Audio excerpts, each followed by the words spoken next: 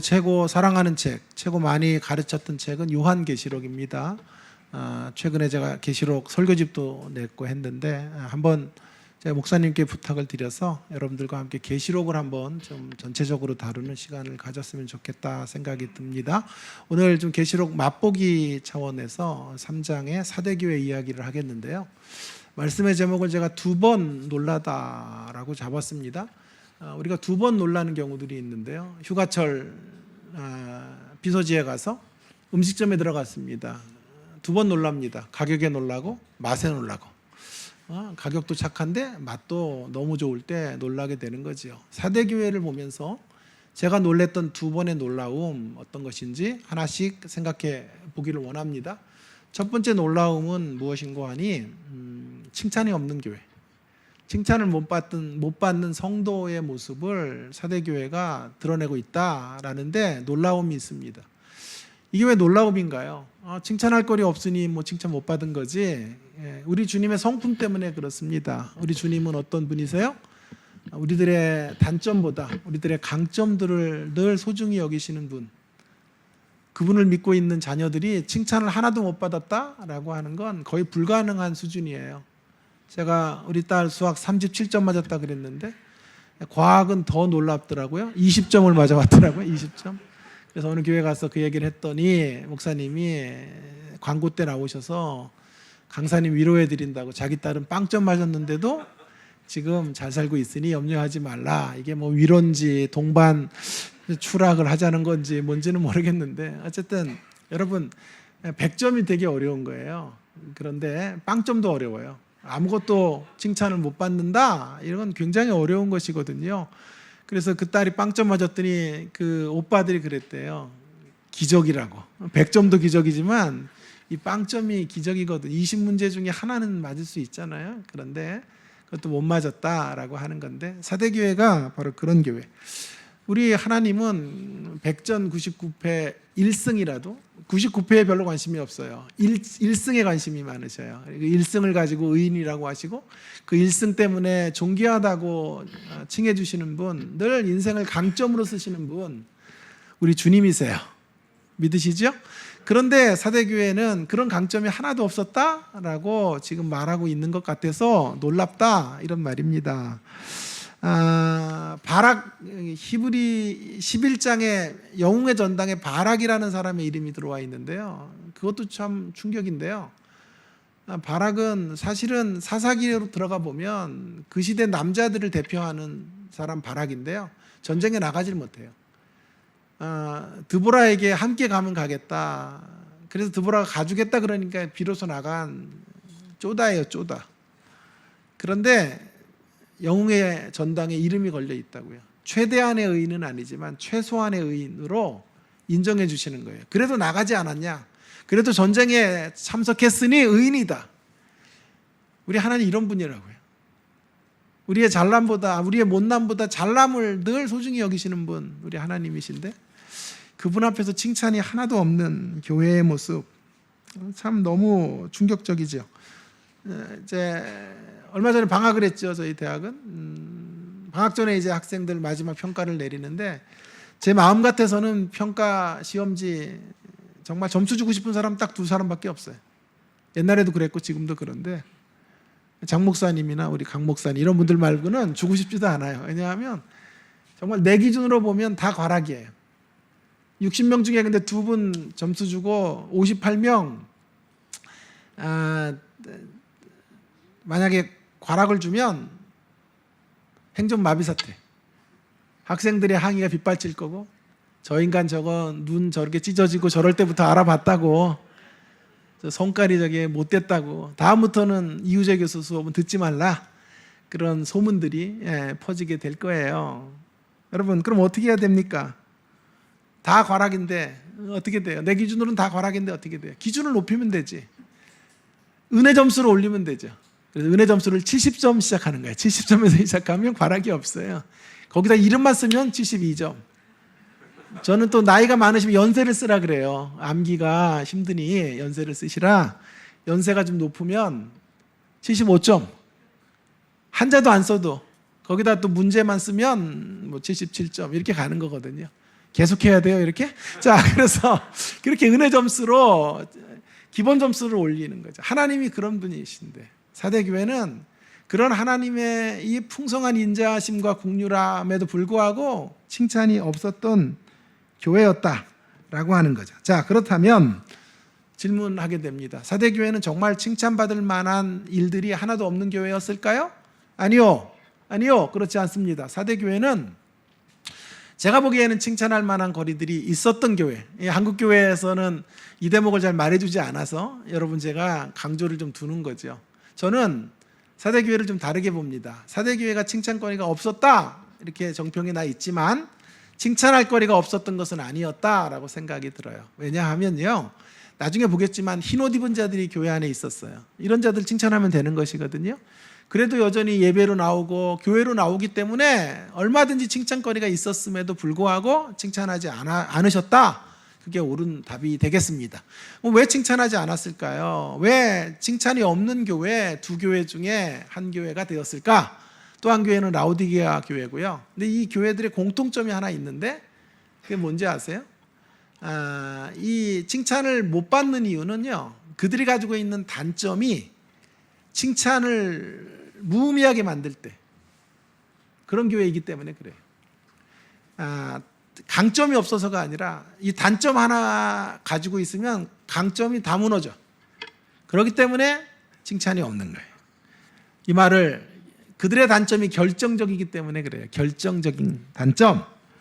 그거 고치지 않으면 교회일 수 없는 단점, 그 단점을 가지고 있어서 주님은 충격요법을 쓰시는 거예요. 칭찬 하나도 안 주시고 책망만 하시는 거죠. 1%의 어떤 것이라는 책에 이런 글귀가 있어서 좀 연결이 될 것 같아요. 아무리 괜찮은 사람이라도 99%의 강점 중에 1%의 단점이 보이면 정이 떨어지게 되고, 반대로 99%의 단점밖에 없는 사람인데 1%의 강점이 눈에 띄면 거기에 반하게 되는 거야. 참 놀랍죠? 99%의 장점이 있는데 1%의 단점, 그게 너무 결정적이면 실망을 해요. 반대로 99%의 단점인데 1%의 강점이 있으면요, 그 강점 때문에 기대가 되고 반하게 된다 이 말이에요. 연애도 그래요. 부부 생활도 그래요. 예? 어떻게 저런 남자랑 사나 그래도요, 제가 또 손가락 지적했다고 여러분 지적한 거 아니에요? 이쪽도 지적하고 다 지적하는 거 이렇게 하는 거예요? 자, 그래도 여러분 그분의 강점이 있으면 그 한 가지 강점이 단점을 다 덮으면 살더라고요. 그런데 강점이 아무리 많아도 단점이 결정적이면 못 살더라고요. 예를 들어서 다 좋아. 그런데 술만 먹으면 때려요. 근데 문제는 날마다 술을 먹어. 그럼 다른 게 다 좋아도 그 단점 하나 때문에 못 사는 거거든요. 약점들이 많아도요, 뭐 잘하는 게 하나도 없어도 강점 하나가 부인에게 만족이 되면 사는 거거든요. 저는 유학을 캐나다 토론토에서 시작을 했어요. 토론토 가서 정말 깜짝 놀랐던 게 눈이 너무나 많이 내리는 거예요. 시베리아에 왔는지 알았어요.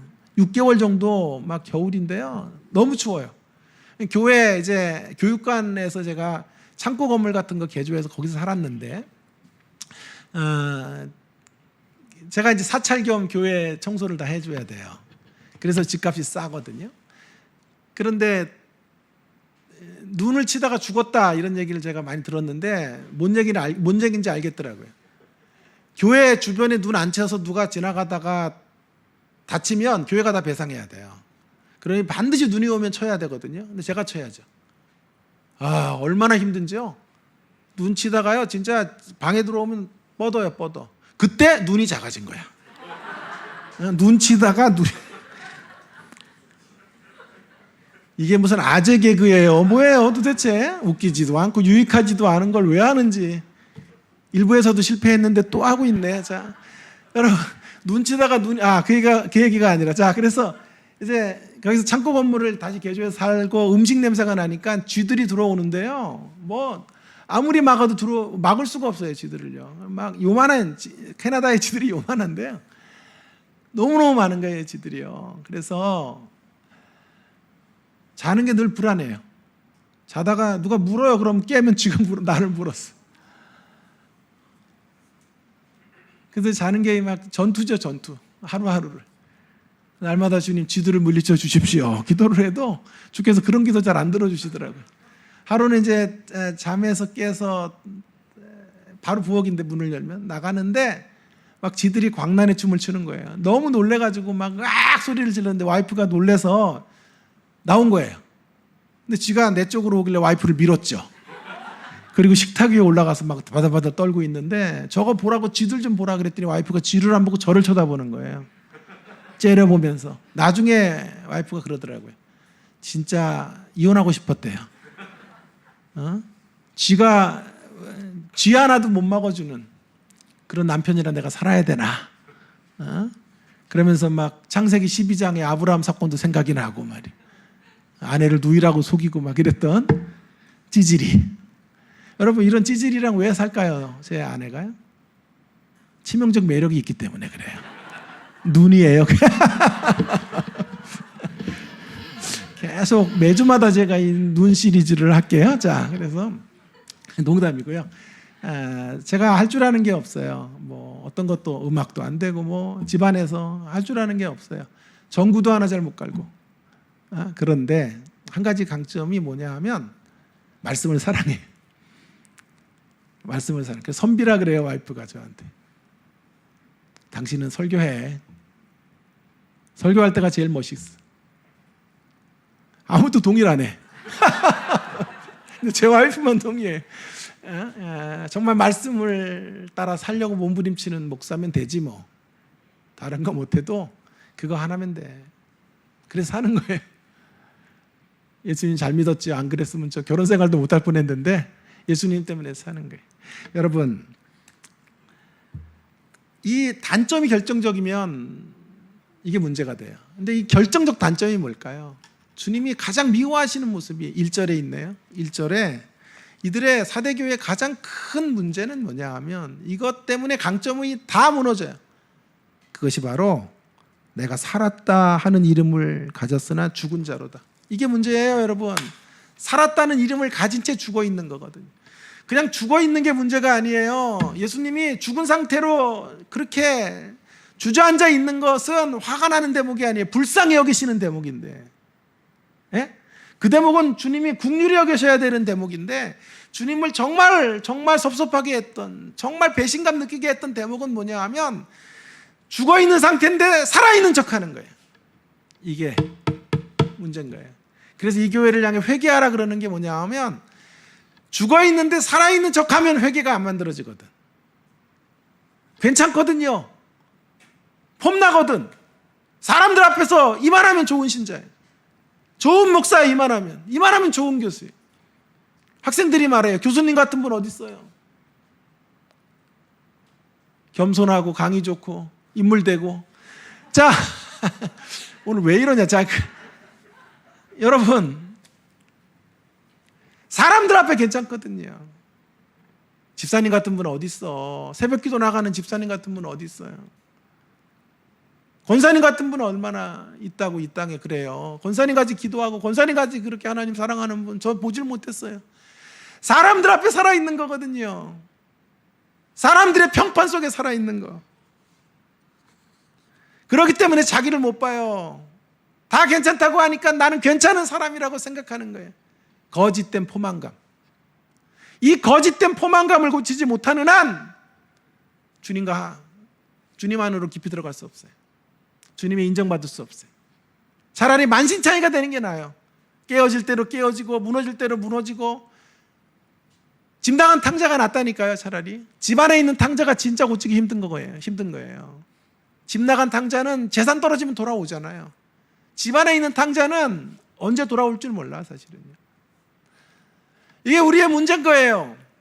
이 문제를 고치지 않으면, 헛된 포만감을 고치지 못하면 교회일 수 없어요. 여러분, 제 딸 이야기 한 번 좀 더 해볼게요. 우리 딸이 살이 하나도 없어요. 그래서 진짜 슬림하거든요. 옛날에 더 했고요. 그리고 늘 레깅스를 입었어요. 레깅스를. 초등학교 3학년 때 일인데요. 한번 저에게 와이프가 부모 참관 수업인가 뭐 이런 걸 한번 가라는 거예요. 아빠가 가면 교육적으로 좋다 그래서 제가 갔죠. 갔더니 뭐 아빠는 거의 없고 할머니 또 엄마들 집에서 노는 아빠들하고 저랑 이렇게 간 거예요. 그런데 갔더니 준하가 이제 번호가 6번이래요. 그래서 내가 성적순인 줄 알고 6등이에요. 그랬더니 그게 아니라 키 순서래요. 키 순서.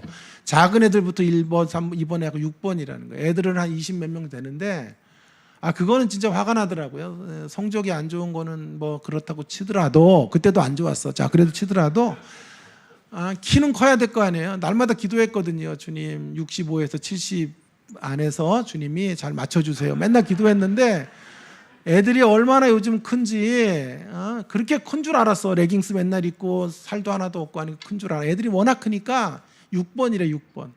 그래서 와이프한테 전화를 했죠. 강의하는데 뭐야 여보 그래서 아니 준하가 6번이란다. 도대체 뭐하냐. 좀 잘 좀 먹이고 좀 공부를 못 시켜도 괜찮은데 키는 커야지. 도대체 승이는 내가 그렇게 벌어다 주는데 그러면서 제가 승을 냈더니 나도 벌어 그러면서 맞장구를 치는데 어쨌든 속이 상했던 모양이죠. 그랬더니 와이프가 집에 돌아와서 저녁에 준하한테 이런 얘기를 했어요. 준하야 키 커 보이는 게 중요한 것이 아니고 키가 커야 돼. 그게 사대교회 이야기예요. 우리 딸을 보고 그런 얘기를 한 와이프가 대단한 거예요. 그거를 사대교회로 연결한 내가 대단한 거예요. 여러분의 현명한 판단에 맡기겠습니다. 그게 사대교회 이야기예요. 키 커 보이는 게 중요한 게 아니에요. 키가 커야 돼요. 신앙 있는 척하는 게 중요한 게 아니에요. 신앙이 있어야 돼요. 사람들의 평판 속에 살아있는 여러분 되지 말고 하나님의 평가 속에 살아있는 여러분 되기를 바랍니다. 믿음 있는 척하지 마시고 진짜 믿음이 있어야 돼요. 코로나 이제 다시 기승을 부린다는데요. 다시 또 확진자들이 이렇게 늘고 있는데 또 다른 어려움이 우리 가운데 예고되어 있는 상황인데 여러분 뭐가 있어야 될까요? 믿음 있는 척 갖고는 이 어려움을 못 헤쳐나가요. 사랑하는 사람 누군가를 떠나보내야 되는 아픔을 우리는 또 만나는 건데요. 진짜 믿음이 있어야 돼요. 믿음 있는 척 해가지고는 안 돼요. 참된 믿음으로 온갖 어려움들을 불굴의 의지로 헤쳐나가시는 저와 여러분 되기를 주의 이름으로 축원합니다. 진실한 척하지 마시고 정말 진실하셔야 돼요. 진실한 사람. 순수한 척할 게 아니라 정말 순수한 사람으로 하나님 앞에 서야 한다라는 게 첫 번째 교훈이 되겠어요. 자, 두 번째 놀라움은요. 이 두 번째 놀라움은 뭐냐 하면 첫 번째 놀라움은 뭐였죠? 책망만 있었다라는 게 놀라움이었어요. 두 번째 놀라움은 뭐냐 하면 이런 결정적 단점에도 불구하고 회복의 길이 제시되어져 있다는 게 놀라움이에요. 자, 지금 칭찬이 없었을 뿐이지 소망이 없는 건 아니에요. 이 교회가 칭찬을 못 받았을 뿐 소망이 없는 교회는 아니었다는 거예요. 그래서 회복의 길을 말씀하시는데 2절이에요. 2절에 좀 주목해 주기 바랍니다. 주목해 주시기 바랍니다. 너는 일깨어 그 남은 바 죽게 된 것을 굳건하게 하라. 중요한 건 죽게 되었는데 남은 바가 있다는 거죠. 만신창이가 되는 자리로 떨어졌는데 남겨져 있는 게 여전히 있다는 거예요. 그 남겨져 있는 것들을 굳건하게 하라는 거예요. 남은 바 죽게 된 것을 굳건하게 하라. 남겨져 있는 것들을 강화시켜서 일어나라 말씀하고 있는 거죠. 우리 어린 시절에 쥐불놀이 같은 거 기억나세요? 들판이나 산에서 이렇게 깡통에다가 불 붙여가지고 깡통을 돌리고 던지고 중간에는 불 하나 피워놓고 놀다가 저녁 시간 되면 불이 꺼진 줄 알고 들어가죠.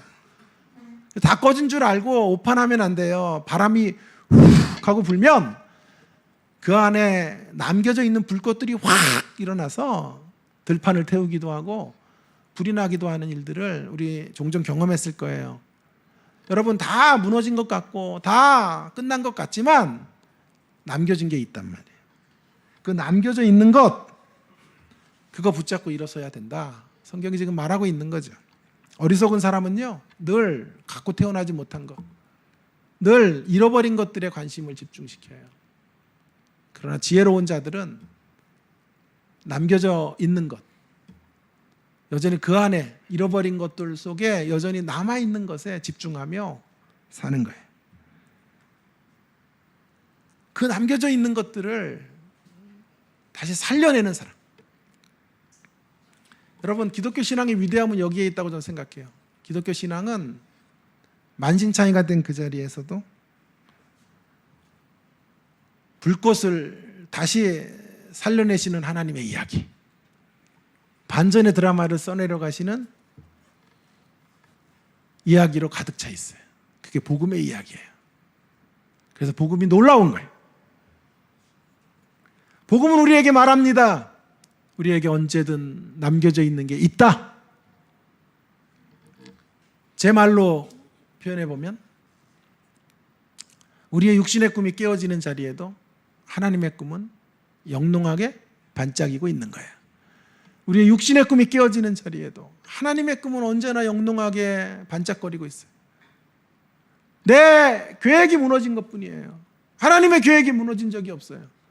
저와 여러분을 향하신 하나님의 선한 계획은 언제나 살아있어요. 믿으시기를 바랍니다. 그 하나님의 계획을 붙잡고 일어서시는 우리가 되어야 하겠습니다. 늘 갖고 태어나지 못한 것들에 창념하지 말기 바랍니다. 힘겹지만 하나님의 목적이 있다, 하나님의 계획이 있다, 하나님의 계획에 방점을 두는 우리가 되기 바랍니다. 하나님의 계획이 있지만 힘겹다에 방점을 두면 안 돼요. 이해되세요? 힘겨운 날들이지만 하나님의 계획이 있어, 하나님의 계획에 방점을 둬야죠. 하나님의 계획이 있으면 뭐해? 힘겨워. 거기에 방점을 두면 안 되겠어요. 갖고 태어나지 못한 것 아쉬워하실 필요 없어요. 이런 눈으로 태어난 거 아쉬워할 필요 없단 말이에요. 강남에서 태어나지 못하고 좋은 부모 만나지 못하고 그런 것들을 왜 아쉬워하세요? 중요한 건 그런 거에 연연하지 마세요. 그런 것으로 인해 좌절하지 마시고 떨쳐버리시고 오직 남겨져 있는 은혜를 붙잡고 걸어가시는 우리가 되기 바랍니다. 그래서 오늘 말씀을 준비하는데 저에게 떠올랐던 복음성가가 이거예요. 지나간 것은 지나간 대로 그런 의미가 있고, 한 소절인데도 이렇게 음이 안 맞네요. 자, 음악 못한다 그랬잖아요. 그래도 설교하면 되잖아요. 자, 이거 복음성가 아니에요? 저는 이 곡은 복음성가로 편입시켜야 된다고 강력히 주장합니다. 가사가 너무 좋아요. 지나간 것은 지나간 대로 다 그런 의미가 있는 거예요. 그런 거 아쉬워하지 마십시오. 오직 남겨져 있는 것, 그 남겨져 있는 것에 하나님의 은혜의 역사가 불어오면, 하나님의 은혜의 바람이 불어오면 그 남겨져 있는 것들이 불타게 돼요. 그래서 우리 불꽃처럼 일어날 수 있게 되는 것이에요. 아직도 남아있는 것이 있다는 것, 희망이죠. 그거 살려내시는 우리가 되기 바랍니다. 제가 만든 공식이에요. 하나님의 은혜에서 우리가 잃어버린 것을 빼보세요. 그럼 뭐가 남을까요? 하나님 은혜에서 우리가 잃어버린 걸 빼면 이꼬로 하나님의 은혜가 남아요. 여러분이 무엇을 잃었든지 간에, 삶의 현실 가운데 어떤 아픔의 시간들을 지나왔든지 간에, 여러분의 좌절된 꿈의 자리가 어떤 것이든지 간에 하나님의 은혜 가운데 그걸 빼보시면 여전히 하나님의 은혜가 남아있어요. 그 하나님의 은혜를 붙잡고 다시 회복의 언덕으로 걸어 나오시는 빗소교의 모든 성도님들 되기를 주의 이름으로 축원합니다. 축원합니다. 자, 이제 그러면 마지막 국면이에요.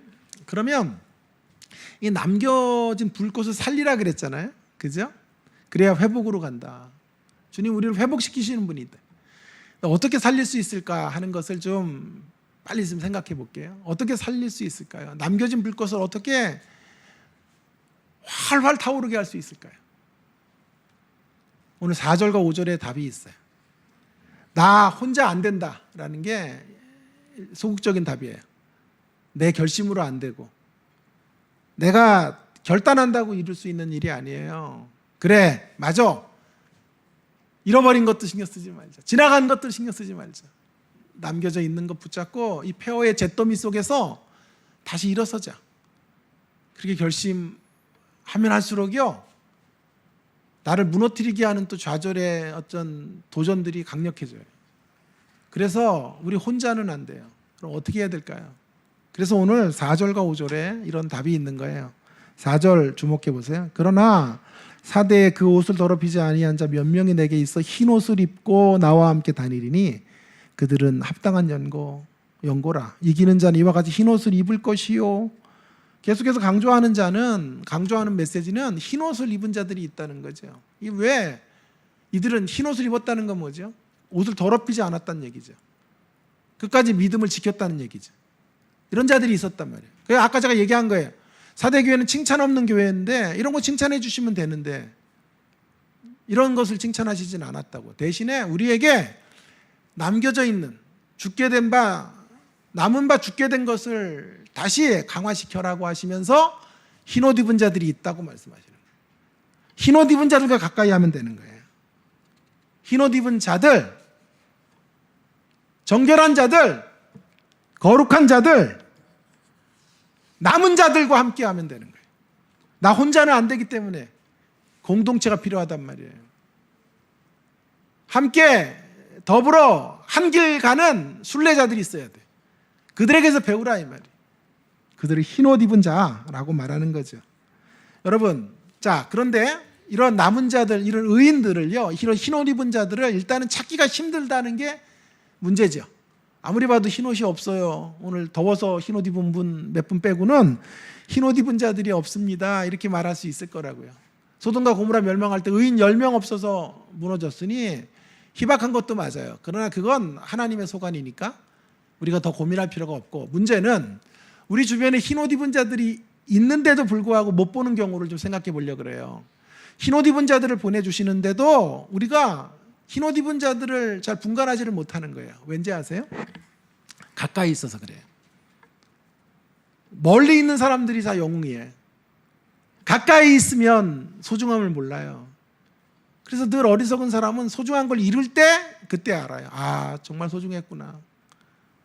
그중에 우리가 제일 만만히 보는 대상은 부모님이죠. 어머니죠. 왜 이렇게 짜증들을 내며 자식들이 함부로 대하고, 그분들이 떠나면 그제서야 아는 거예요. 정말 소중한 분이었구나. 우리 좀 현명하게 살아야 돼요. 잃어버리기 전에 소중함을 깨닫고 소중하게 가꾸고 소중하게 여기며 살아가는 지혜로운 성도들이 되기를 부탁드려요.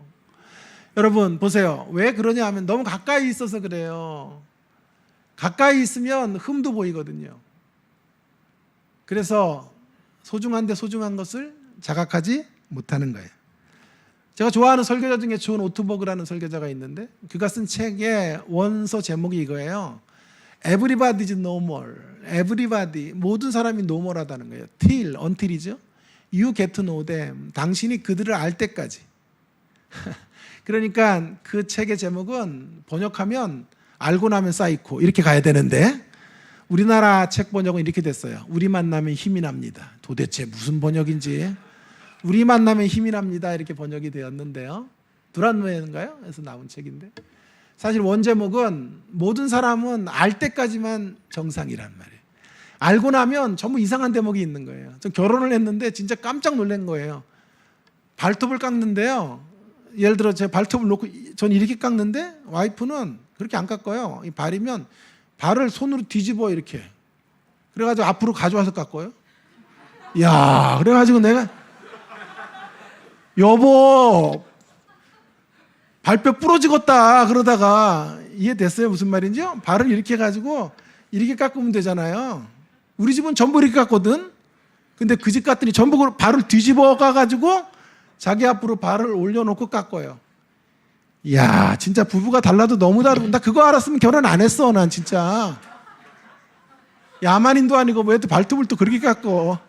이따가 또 그렇게 깎는 분들은 또 승내고 나가게 생겼네. 자. 여러분 뭔 얘기하다 이렇게 된 거야. 자, 모든 사람은 알고 나면 비정상적인 부분이 항상 있어요. 여행의 유익은 서로 친밀해지는 거지만 또 여행 가서 화들짝 놀래기도 해요. 아 이런 분인지 몰랐네.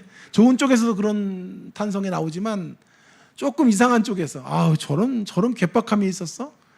저런 이상한 특질이 있었구나라는 걸 여행 가면 알게 되는 거거든요. 여러분, 그래서 부모 모시는 자녀들이 효부들인데 티가 잘 안 나거든. 그죠? 부모 모시는 자녀치고 효자 취급받는 자녀가 별로 없거든요. 가까이 있어서 그래요. 멀리 있는 자녀들, 제 동생이 부모님 모셨거든요. 근데 매일 동생이 뭐 잘못한다고 어머님 저한테 얘기하시는 거예요. 그래서 내가 그때마다 엄마 모시고 사는 동생이 대단한 거야. 나는 한 번도 안 모셨는데. 제가 영웅이 되고 모시는 동생은 매일 지지고 볶고 살아야 되니까 점수가 더 깎이는 거예요. 그래서는 안 된다고 제가 얘기했다고. 멀리 있으면 폼나죠. 그러나 가까이 있는 사람들이 정말 소중한 사람들이에요. 흰옷 입은 자들을 우리에게 주셔도요, 가까이 있기 때문에 잘 느끼지 못하는 거예요. 내가 이수진 장군 얘기도 했는데, 이수진 장군 우리나라 제일 존경하는 영웅인데요, 가까이 있으면 그분도 흠집이 많아요. 멀리 계시니까 존경하는 거란 말이에요. 제가 까칠하다니까 이수진 장군도요, 성격이 대쪽 같은 사람이에요. 병사 하나 도망갔다고 데려다가 앞에 세워놓고 목 베고 집 다 불태우고 노 터닝백, 영어로 그렇게 얘기했잖아. 예? 못 돌아온단 말이야. 바다에서 죽자. 그런 사람이에요. 난중일기 쓴다고 막 3시에 깨요. 참모들 2시에 깨야 돼. 얼마나 까칠한 사람인지 몰라요. 근데 멀리 있으니까 영웅이라고요. 그래서 이 남은 자들의 개념을 잠깐 생각을 해야 돼요. 남은 자는 어떤 자들인가? 남은 자들은, 이 흰옷 입은 자들은 완벽한 자들이 아니에요. 국내 최초 공개예요. 이 흰옷 입은 자들에 대한 해설. 국내 최초 발표회 현장에 여러분 계신 거라고.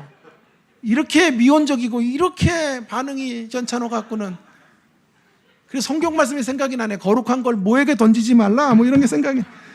여러분, 죄송합니다. 여러분, 중요한 건요, 빨리 끝내야 돼요. 지금 밥 먹어야 되잖아. 자, 여기 밥 맛있다고 하도 장창현 목사님 얘기해가지고 기대하고 있다고 지금.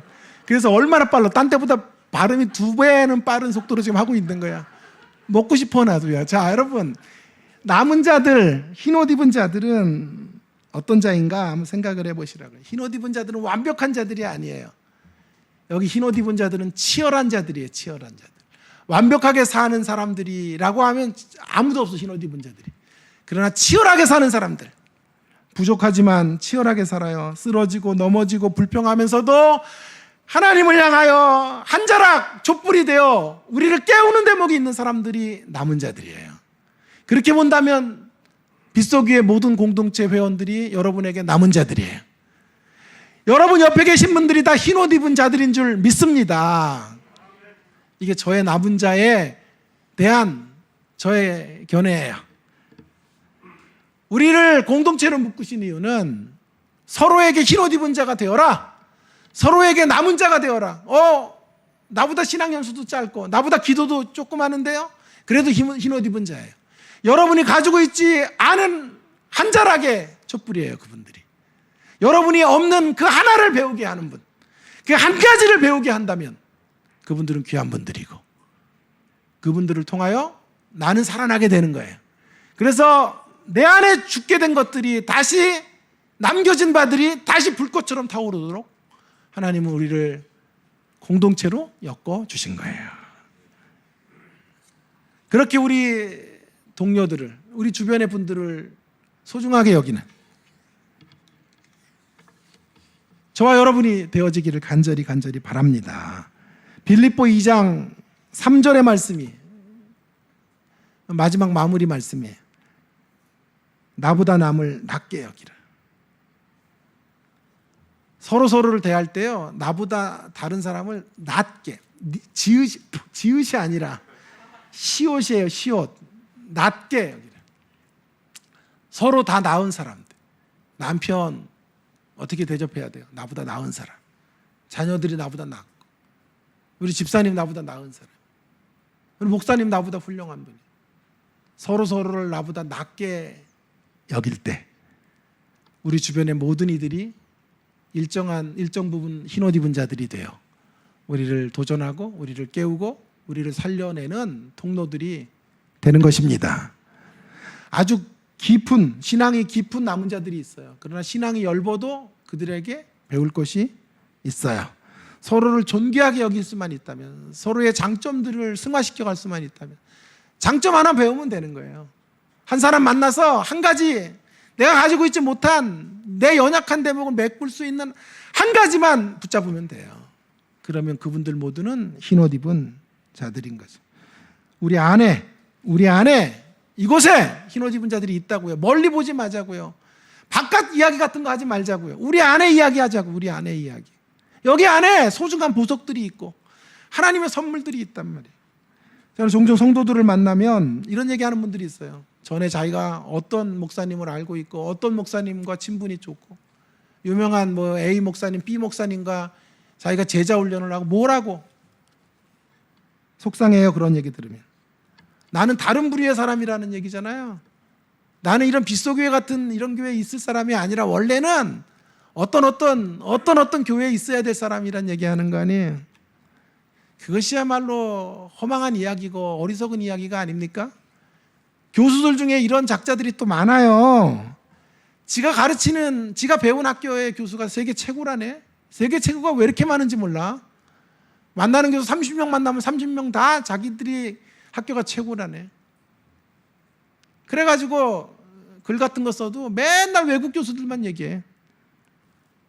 계시록 같은 거 제가 책 내도 제 책 같은 거 안 봐. 이것들이 전부 외국 교수. 서구 사대주의 같은 거에 빠져가지고 말이에요.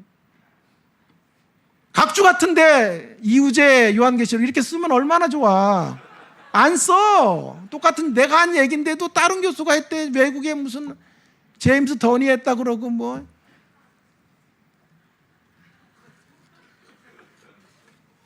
지가 대단한 사람 밑에서 공부했다 이 말 아니에요. 그럼 그쪽 가서 살지 왜 여기서 살아? 오늘 왜 이렇게 승을 내냐 도대체. 여러분 소중한 분들은 여기 있다니까요. 여기 우리 안에.